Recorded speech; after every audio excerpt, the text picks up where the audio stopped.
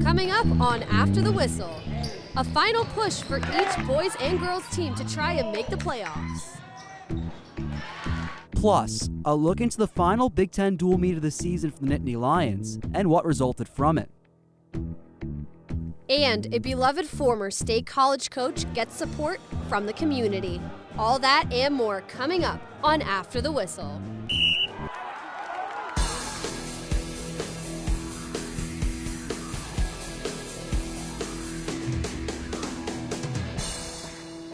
Hello, and welcome into After the Whistle.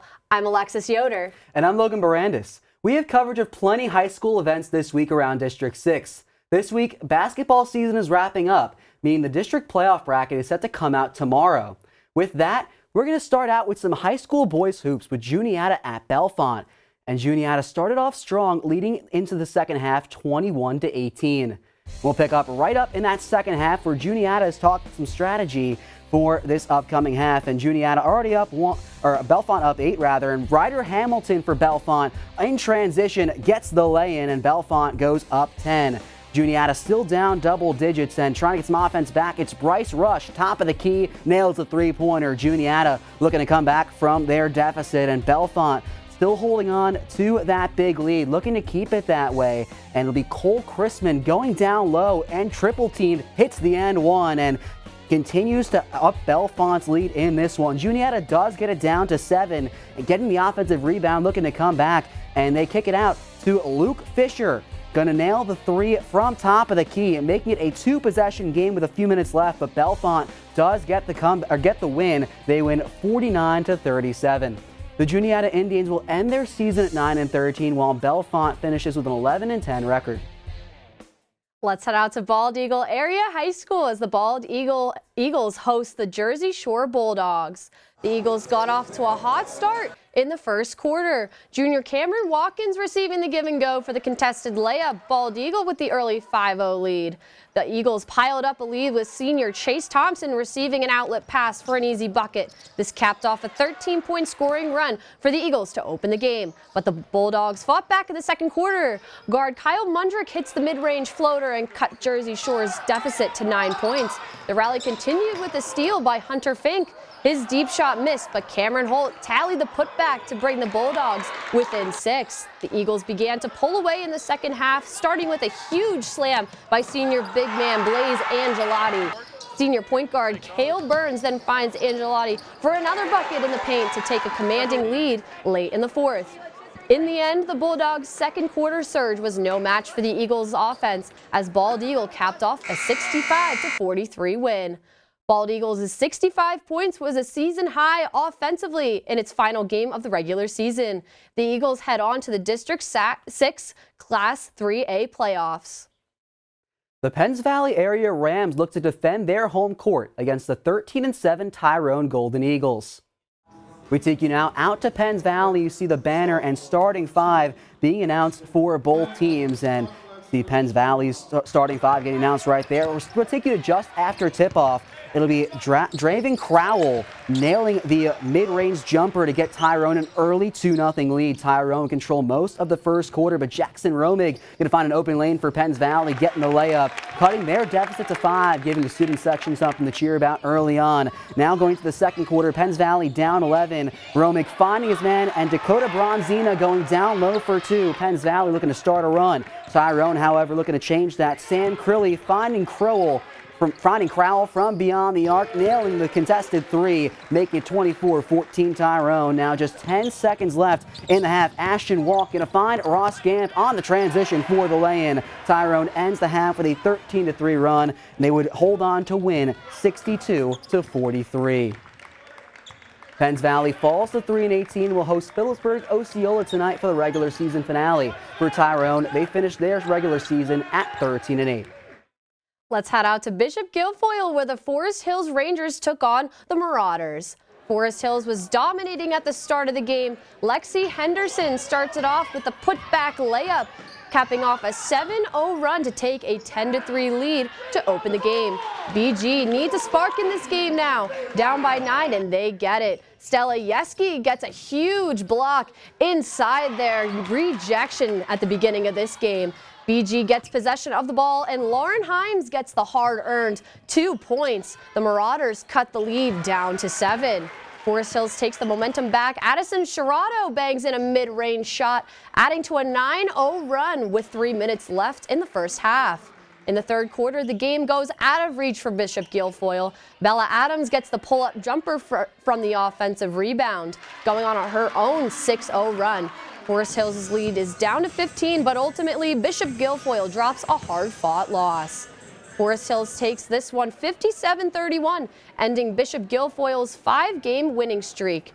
After falling to Westmont Hilltop last night, Bishop Guilfoyle closes their year at 12-10. Forest Hills picks up the victory and finishes with an impressive 20-2 regular season record.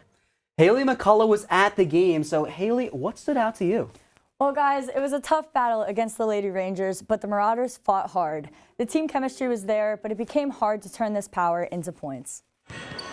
Bishop Guilfoyle, a team accustomed to championship success, seems to be using 2023 to rebuild. We just try and build some chemistry off the floor to help us on the floor. Especially when you're a young group, we look to those 2 or 3 kids of our upperclassmen that are on the floor to kind of lead them through that way. But we always believe that chemistry off the floor is going to help us on. Stella Yeski scored the first 2 points of the game, followed quickly by Alana Leitner, who drew a foul and made both free throws. But the Marauders were quickly shut down by Lexi Henderson from Forest Hills, who scored a whopping 18 points. As BG struggled with their rebounds, the Rangers prevailed and will move on with a nearly perfect record.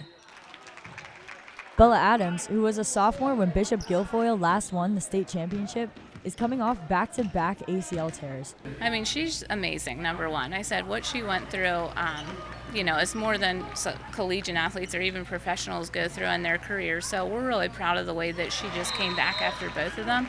And this year it's nice to see. We feel like she's probably playing her best basketball right now, and she's pretty healthy as she can be right now. So we're just proud of what she's overcome and what she puts her body through for us.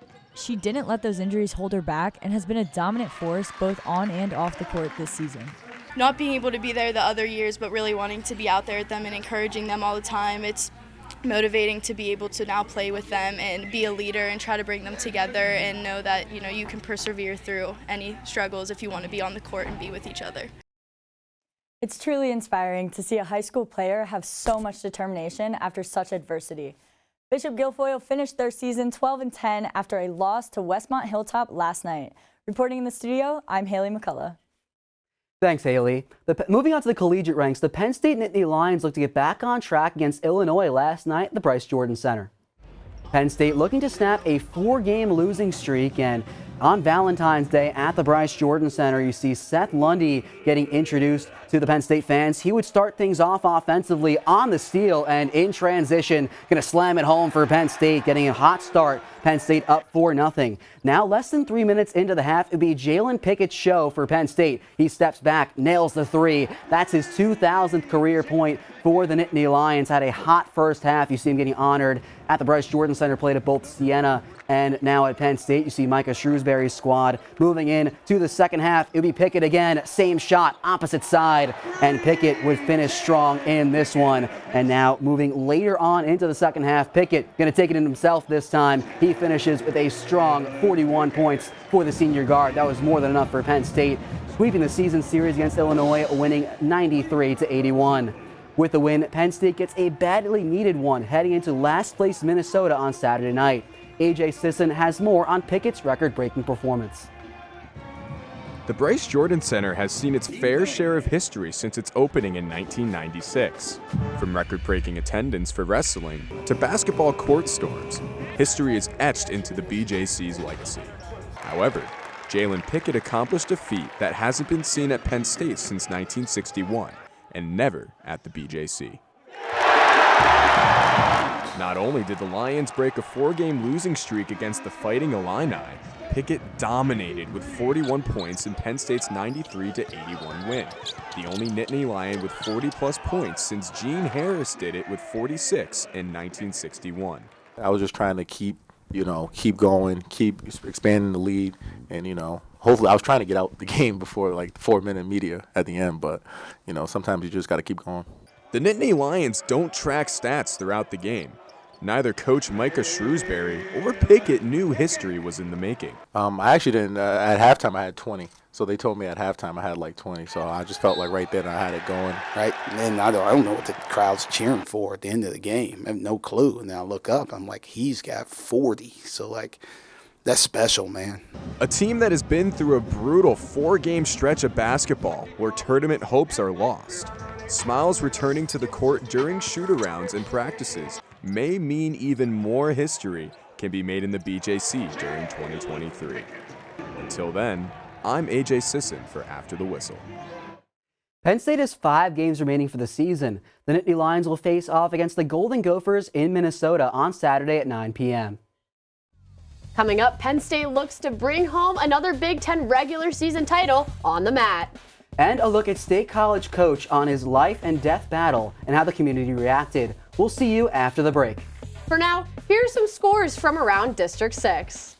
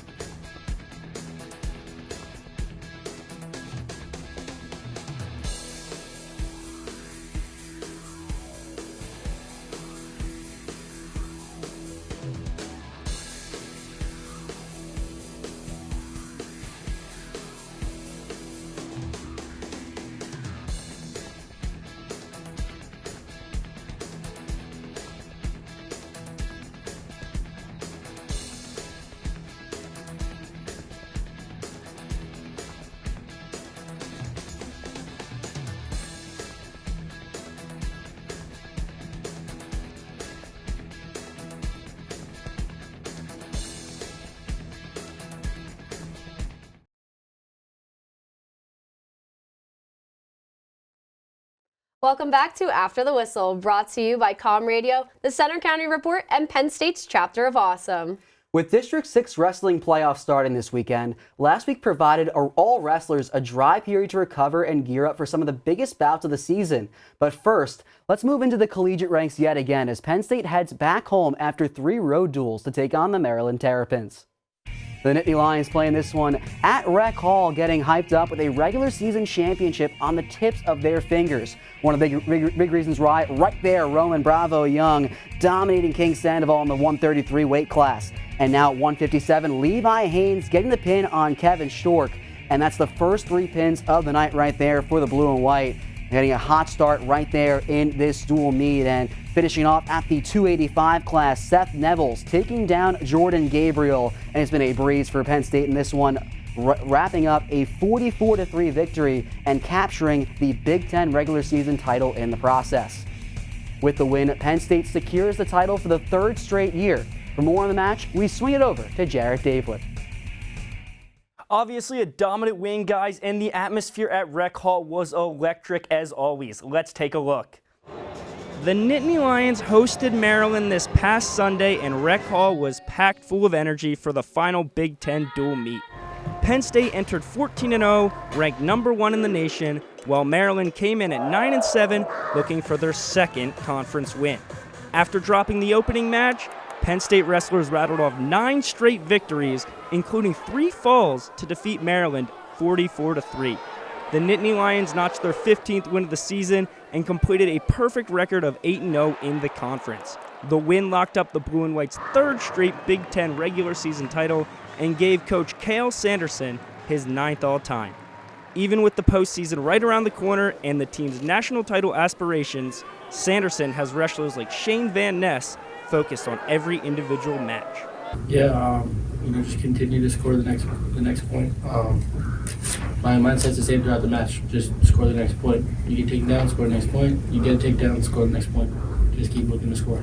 Next Sunday, the Nittany Lions will host the Clarion Golden Eagles in their final dual meet of the regular season, then head off to Ann Arbor for the Big Ten championships.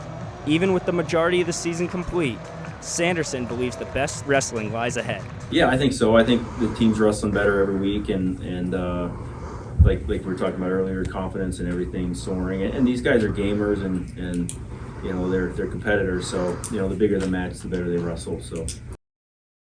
Yeah, with Penn State being ranked #1 in the nation, they obviously have some high aspirations going into the Big Ten tournament and beyond. I'm Jarrett Davler. Back to you at the desk.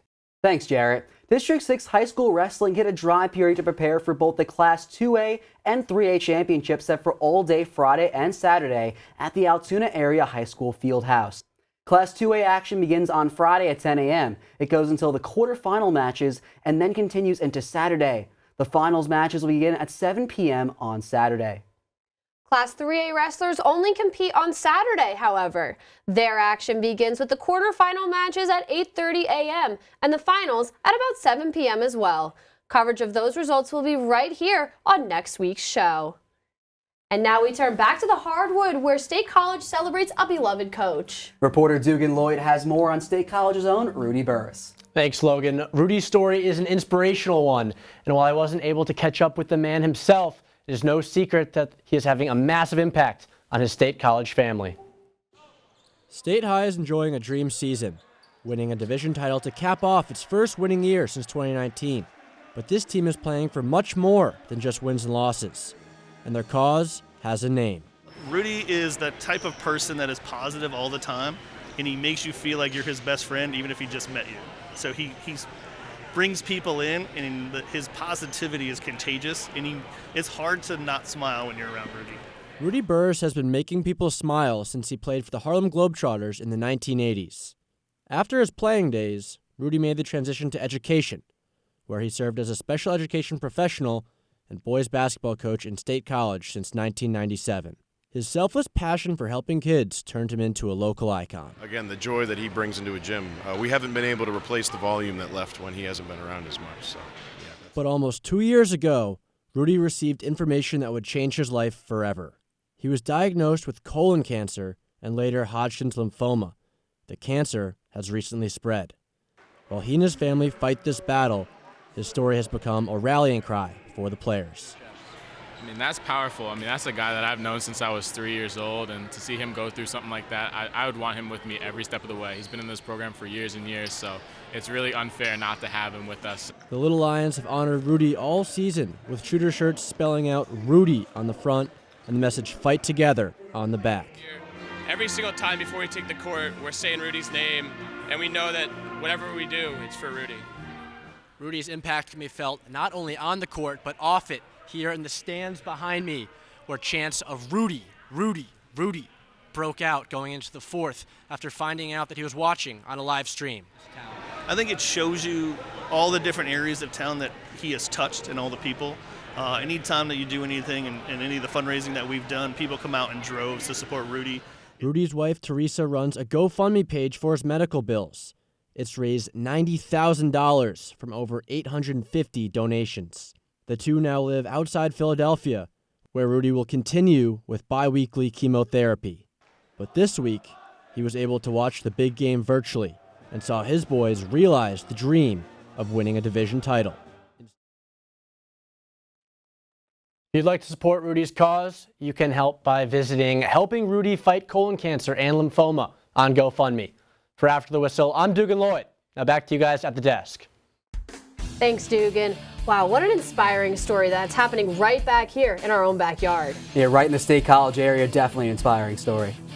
That's it for this week's episode of After the Whistle. I'm Alexis Yoder. And I'm Logan Barandis. When we return next week, we'll have playoff basketball lined up for you, as well as championship wrestling on the way. You can catch all of that next week on After the Whistle.